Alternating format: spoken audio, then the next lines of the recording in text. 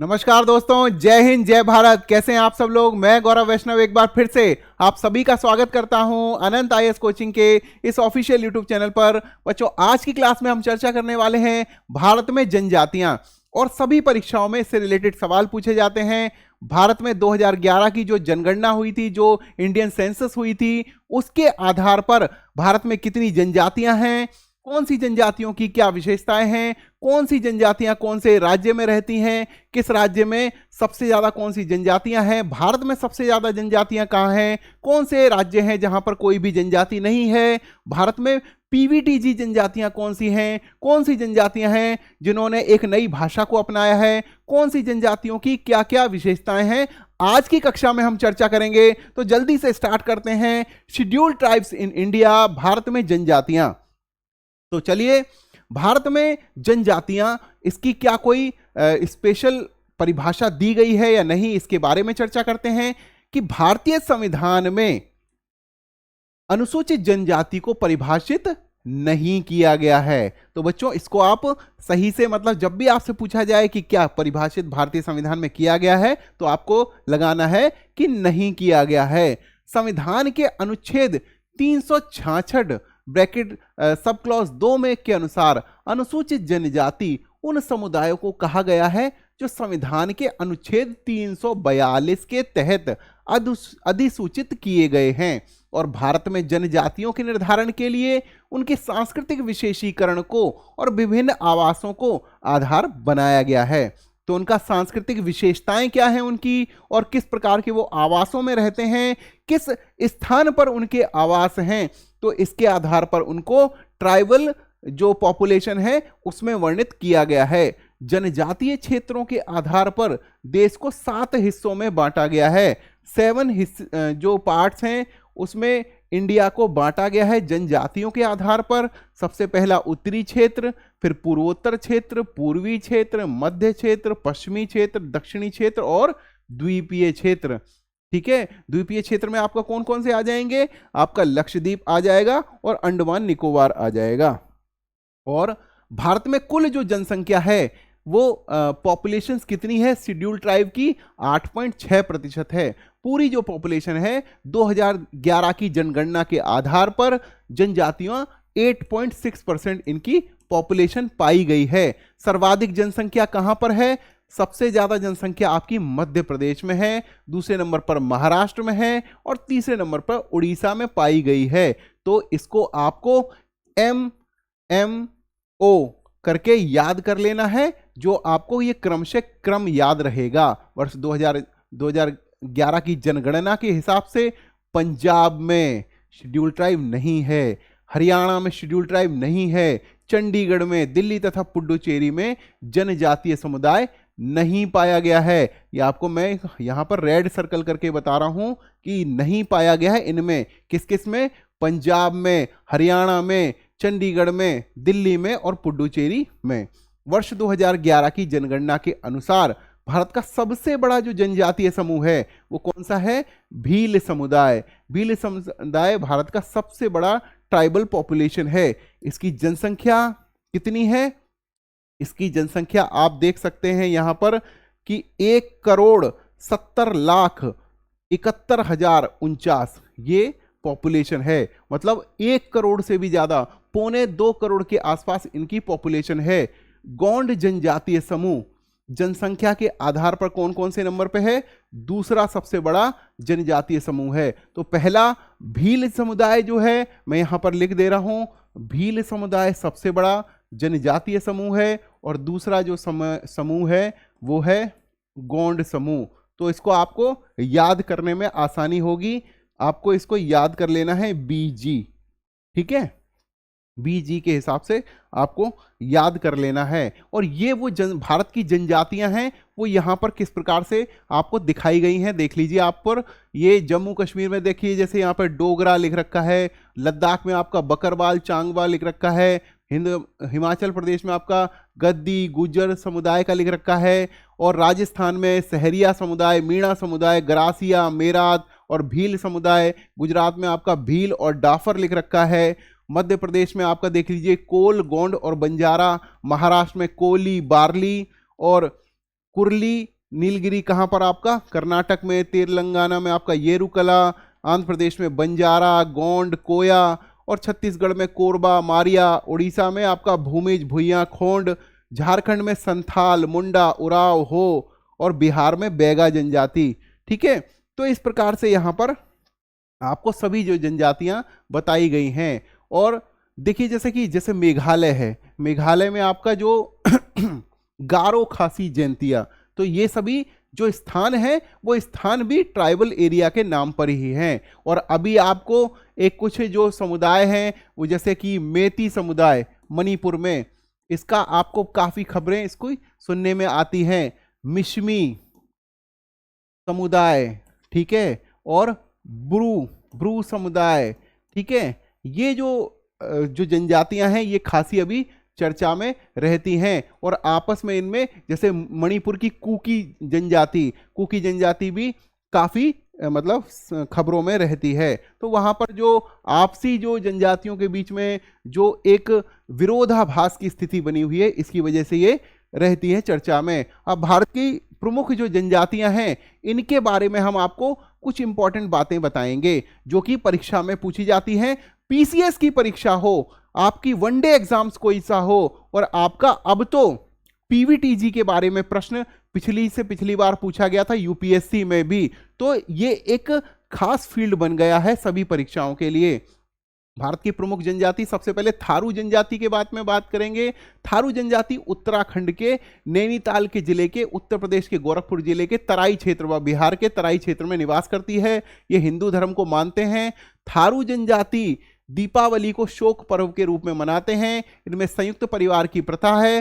थारू किरात वंश के माने जाते हैं। थारू जनजाति उत्तराखंड की सबसे बड़ी जनजाति है। उसके बाद भोटिया जनजाति, ये जनजाति उत्तराखंड की पहाड़ियों में, उत्तर प्रदेश के तराई क्षेत्रों में निवास करती है। भोटिया मंगोलाइट प्रजाति के होते हैं। भोटिया जनजाति ऋतु प्रवास करती है, मतलब ये खानाबदोश जनजाति है। भोटिया जनजाति सिक्किम में, पश्चिम बंगाल में और त्रिपुरा में भी पाई जाती है। उसके बाद जौनसारी, ठीक है, बुक्सा और जौनसारी, ये आप नाम सुनेंगे। जौनसारी उत्तराखंड की स्थायी निवास करने वाली कृषक जनजाति है। ये जनजाति उत्तर प्रदेश में भी पाई जाती है।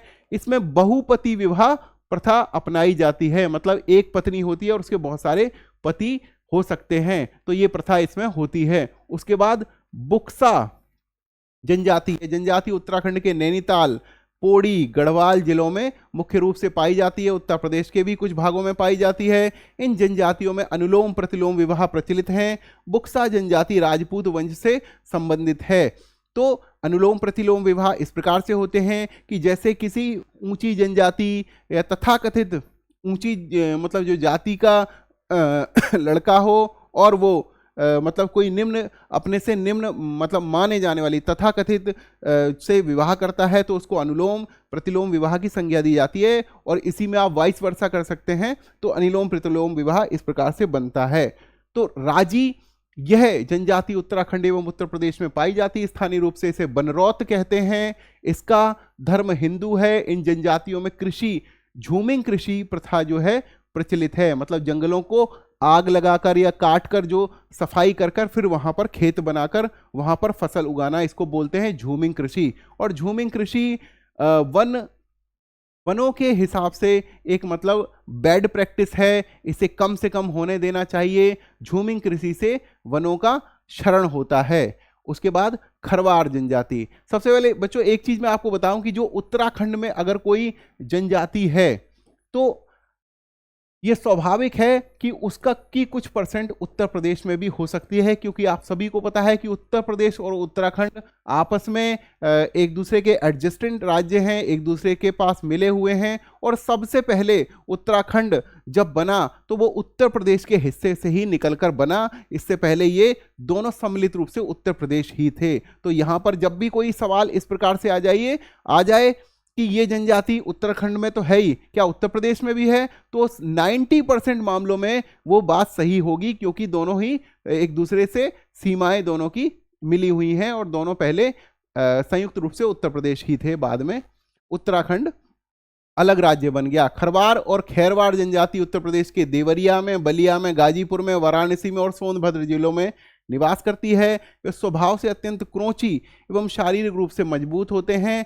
यह उत्तर प्रदेश की दूसरी बड़ी जनजाति है। यह बिहार, पश्चिम बंगाल, झारखंड और उड़ीसा में भी पाए जाते हैं। तो ये सौभाग्य से बच्चों यहाँ पर क्रोधी लिखा होना चाहिए, ठीक है। क्रोधी, स्वभाव से बहुत ही क्रोधी होते हैं एवं शारीरिक रूप से मजबूत होते हैं। कौन सी? खैरवाड़ जनजाति। और ये भारत में शेड्यूल कास्ट अनुसूचित जाति के अंतर्गत इसको अधिसूचित किया गया है। उसके बाद गद्दी समुदाय, गद्दी प्रजाति, ये जनजाति जम्मू कश्मीर लद्दाख में निवास करती है। धौलाधर श्रेणी के में गद्दी जनजाति प्राचीन जनजाति है। इसकी जनसंख्या 1.5 लाख से भी अधिक। गद्दी स्वयं को गढ़वा राजस्थान के शासकों के वंशज मानते हैं। धौलाधर श्रेणी में इनकी मुख्य जनजातियों में गद्दी, लद्दाखी, गुज्जर, बकरवाल, लाहौली, बारी आदि प्रमुख हैं।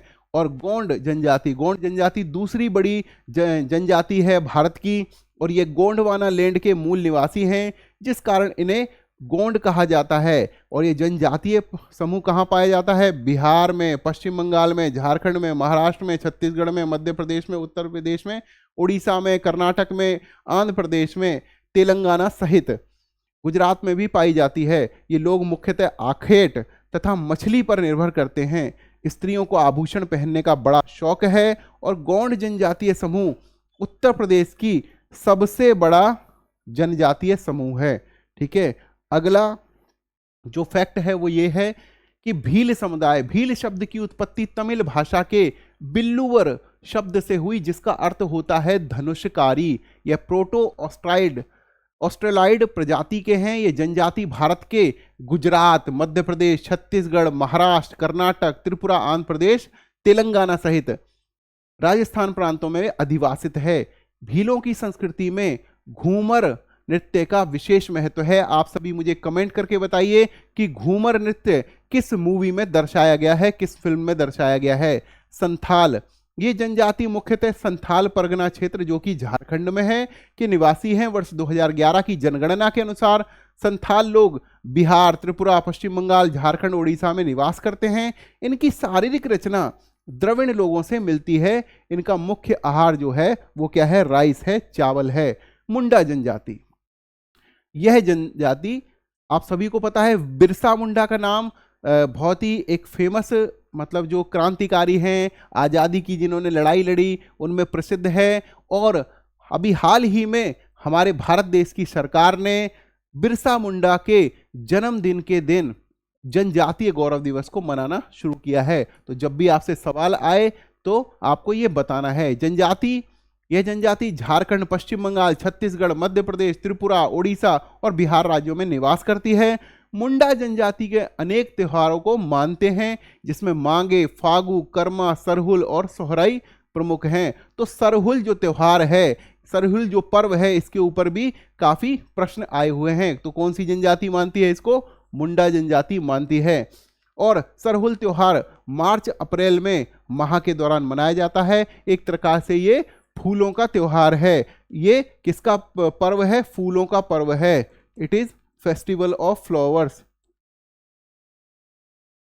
फेस्टिवल ऑफ फ्लावर्स लिखना था, फ्लावर्स और फेस्टिवल लिख रहा हूं। कोरवा जनजाति मुख्यतः झारखंड और छत्तीसगढ़ में पाई जाती है। ये जनजाति मुख्यतः जंगली कंदमूल एवं शिकार पर निर्भर है। कुछ कोरबा कृषक भी हैं।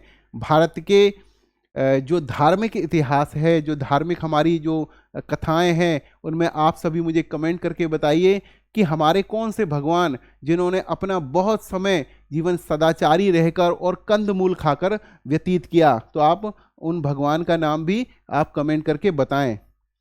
और कोल जनजाति बिहार, झारखंड, उड़ीसा, छत्तीसगढ़, मध्य प्रदेश एवं महाराष्ट्र में निवास करने वाली इस जनजाति का प्रमुख व्यवसाय क्या है? कृषि है। कौन सी? कोल जनजाति। और कहाँ पे है? बिहार, झारखंड, उड़ीसा, छत्तीसगढ़, मध्य प्रदेश एवं महाराष्ट्र में निवास करती है। उसके बाद मंगानियर जनजाति। मंगानियर जनजाति राजस्थान की जनजाति है और इससे रिलेटेड सवाल हाल फिलहाल में परीक्षाओं में पूछा गया है।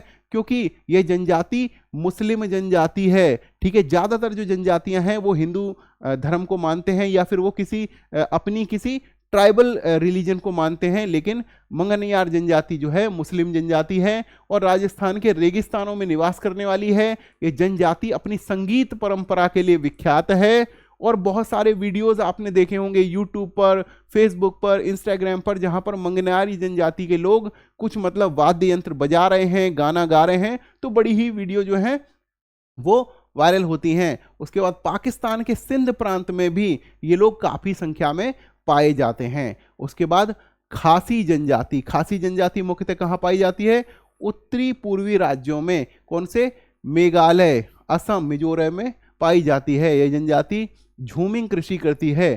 तो बच्चों मैंने आपको बताया कि गारो, खासी और जयंतिया ये मेघालय के स्थानीय क्षेत्र भी हैं और इस नाम पर वहां पर जनजाति भी है। तो ये कौन सी जनजाति के बारे में बताया गया? खासी जनजाति के बारे में बताया गया। तो बच्चों ये जो भी यहाँ पर हम लिख रहे हैं, इसकी वजह से आप बिल्कुल भी परेशान मत हो। एक अच्छा सा PDF जैसे ही क्लास खत्म होगी हम आपको भेज देंगे। उसके बाद टोडा जनजाति, ये जनजाति कहाँ पाई जाती है? नीलगिरी की पहाड़ियों पर निवास करती है और इन्हें टूडा के नाम से भी जानते हैं। इन लोगों का दावा है कि ये आर्यों के वंशज हैं। इनका मुख्य जो व्यवसाय है वो पशुचारण है। आपको सभी को पता है कि जो आर्य व्यवस्था थी वो एक आपकी ग्रामीण व्यवस्था थी, पशुचारण पे संबंधित थी, कबीलाई समाज से संबंधित थी और खानाबदोश प्रकार की एक मतलब संस्कृति थी। तो इसीलिए अपने आप को आर्यों का वंशज भी मानते हैं। उनका मुख्य काम क्या है? पशुचारण है। टोडा जनजाति में बहुपति विवाह प्रचलित है, मतलब एक पत्नी और बहुत सारे पति। जरावा जनजाति भारत की सर्वाधिक आद्य जनजाति है। तो बच्चों जब भी आपसे कोई सवाल पूछा जाए कि भारत की सबसे आद्य जनजाति कौन सी है, तो जारवा या जरावा जनजाति, और ये कहाँ रहती है? अंडमान निकोबार द्वीप समूह के दक्षिणी अंडमान द्वीप पर एवं मध्य अंडमान द्वीप पर निवास करती है। इनके आवासीय क्षेत्रों को मानवीय गतिविधियों के लिए निषिद्ध घोषित कर दिया गया है। बहुत समय पहले एक वीडियो सामने आया था जिसमें कि एक हेलीकॉप्टर पे इन्होंने अपने तीरों की बारिश कर दी थी और कुछ लोग जो इनके आइलैंड पर पहुंच गए थे वो उनका पता नहीं चला, तो उनको इन्होंने शायद मार भी डाला हो। तो इसीलिए इनके एरिया में जो नॉर्मल आवासीय क्षेत्रों में मानवीय गतिविधियों को निषिद्ध कर दिया, मतलब कोई वहां जाए नहीं। उसके बाद भारत में ओंगे जनजाति, ये लोग अंडमान निकोबार द्वीप समूह के लघु अंडमान द्वीप के पश्चिमी हिस्से पर अधिवासित हैं और ये कौन सी प्रजाति के हैं? नीग्रेटो प्रजाति के हैं। चोम्पेन, सेंटिनेलीज और अंडमान निकोबार द्वीप समूह पर जनजाति भी पाई जाती है, अंडमान निकोबार द्वीप समूह पर। और शोम्पेन जनजाति कहाँ पाई जाती है? ये ग्रेट निकोबार द्वीप पर पाई जाती है तथा ये मंगोलाइड प्रजाति की है। तो जो चाइनीज लोग होते हैं वो मंगोलाइड प्रजाति के होते हैं, उनसे इनकी जो मतलब शारीरिक जो बनावट है वो या चेहरे की जो बनावट है वो मिलती है, इसीलिए इनको मंगोलाइड प्रजाति माना गया है। उसके बाद सेंटिनेलीज कहाँ मिलते हैं? उत्तरी सेंटिनेल द्वीप पे निवास करते हैं। और ग्रेट अंडमानी जनजाति अंडमान द्वीप पर पाई जाती है। तो ये 5-6 जनजातियां हैं, ये अंडमान निकोबार द्वीप से संबंधित हैं। उसके बाद नागा जनजाति आपको कहाँ मिलेगी? नागा जनजाति आपको नागालैंड में, मणिपुर में, अरुणाचल प्रदेश की जनजाति है। और नागालैंड जनजाति क्या कौन सी? झूमिंग कृषि करते हैं तथा अधिकांशतः नग्न अवस्था में पाए जाते हैं। झारखंड की अन्य जनजातियों में उरांव, हो, भूमिज, खरिया, सोरिया, बिरहोर, खोंड, खरवार, असुर तथा बैगा जनजाति प्रमुख हैं। राजस्थान की प्रमुख जनजातियों में भील सबसे नंबर 1 पे, मीणा दूसरे नंबर पर, सहरिया, गरासिया, दमोर, पटेलिया आदि जनजातियां हैं। ये इनकी पॉपुलेशन है उसके हिसाब से इनकी यहाँ पर नाम दिए गए हैं। उसके बाद चांग्या तिब्बतीय प्रजाति समूह है। ये अर्ध खानाबदोश यानी सेमी नोमैडिक जो ट्राइब है जो कि मुख्यतः लद्दाख में 2019 से केंद्र शासित प्रदेश के जास्कर क्षेत्र में पाई जाती है। लद्दाख 31 अक्टूबर 2019 को क्या बना? एक आपका केंद्र शासित प्रदेश बन गया। तो बच्चों आप कमेंट करके मुझे बताइए कि 31 अक्टूबर को हम अपने भारत में कौन सा दिवस मनाते हैं, कौन सा राष्ट्रीय दिवस मनाते हैं, उसके बारे में आप मुझे कमेंट करके बताइए। और उस दिन कौन से भारत के महान क्रांतिकारी महापुरुष का जन्मदिन मनाया जाता है, वो भी आप मुझे कमेंट करके बताइए। विशेष रूप से कमजोर जनजातीय समूह, तो बच्चों जो हम लोगों ने शेड्यूल्ड ट्राइब हम के नाम से जिनको अनुसूचित किया गया है, शेड्यूल्ड ट्राइब के नाम पे भारतीय संविधान के आधार पर, उनको तो हम ट्राइब मानते ही हैं, साथ में इनमें भी एक ऐसा कमजोर वर्ग है जो अन्य जनजातियों से भी मतलब पिछड़ा हुआ माना जाता है। उनको बोलते हैं आदिम जनजातीय समूह, प्राइमेट ट्राइबल ग्रुप, ठीक है। और ये प्राइमेट वल्नरेबल ट्राइबल ग्रुप कहलाता, पीवीटीजी की ये फुल फॉर्म है। और ये संख्या में कितने हैं, 75 मानी गई हैं। और भारत के 18 राज्यों में और एक केंद्र शासित प्रदेश अंडमान और निकोबार द्वीप में इनकी विशेष रूप से कमजोर जनजातीय समूह निवास करते हैं। और इनको कमजोर मानने के लिए इनकी जो विशेषताएं हैं वो क्या है, एक ये तो प्रौद्योगिकी के पूर्व कृषि स्तर, प्रौद्योगिकी के पूर्व का कृषि स्तर ये अपनाते हैं। स्थिर एवं घटती हुई जनसंख्या है, स्थिर रूप से इनकी जनसंख्या या तो निवास कर रही है या फिर घटती हुई जनसंख्या है। और साक्षरता का जो स्तर है वो बहुत ही कम है। और अर्थव्यवस्था का जीवन निर्वाह जो स्तर है वो भी काफ़ी निम्न स्तर का है। तो इसके आधार पर ही इनको पीवीटीजी या प्राइमेट वल्नरेबल ट्राइबल ग्रुप माना जाता है। 18 राज्यों और केंद्र शासित प्रदेश में है। अभी यही क्वेश्चन आपको यूपीएससी में पिछले से पिछले साल पूछा गया था, कितनी जनसंख्या है, तो वहां पर ये फैक्ट जो है जरूरी है, सीडीएस की परीक्षाओं के लिए भी बहुत जरूरी है। तो विशेष रूप से कमजोर जनजातीय समूह जो है ये टोटल 75 है और 18 राज्यों प्लस एक केंद्र शासित प्रदेश में है। यहाँ पर इनकी जनसंख्या या मतलब राज्य के हिसाब से इनका ट्राइब कौन कौन सी वहाँ निवास करती है वो दिया हुआ है। तो ये जो लिस्ट है, ये लिस्ट हम आपको पीडीएफ में भेज देंगे, क्योंकि इनको यहाँ पर याद करने की कोई ट्रिक बन नहीं सकती है। इसको आपको एक बार देखना होगा। आप इसको इस तरह से याद कीजिए, मैं आपको ट्रिक बता देता हूँ कि जहाँ भी जो जनजातियाँ रहती हैं वहाँ पर कौन सी जनजातियाँ पीवीटीजी में नहीं आती है वो आपको याद रखना है। जैसे जो ब्रू या रियांग त्रिपुरा में आपको मतलब पीवीटीजी ग्रुप में, तो अन्य जनजातियां आप त्रिपुरा याद कर लेंगे कि ब्रू या रियांग जो जनजाति है वही पीवीटीजी में है। बाकी कोई भी जनजाति आपसे पूछी जाएगी तो आप उसको नाम में उसको सही उत्तर लगाएंगे। तो बच्चों इस सब जो ये भी क्लास आपको हमने फैक्ट बताए हैं, अगर ये क्लास आपको अच्छी लगी हो, आपको लगी हो कि परीक्षाओं की दृष्टि से ये इंपॉर्टेंट है, तो आप इसको ज़्यादा से ज़्यादा सब्सक्राइब कीजिए, लाइक कीजिए और अपने दोस्तों तक, अन्य सहपाठियों तक, अन्य शिक्षार्थियों तक पहुंचाएं, अन्य एस्पायरेंट तक पहुंचाएं। तब तक के लिए आप सभी को मेरा नमस्कार। जय हिंद, जय भारत।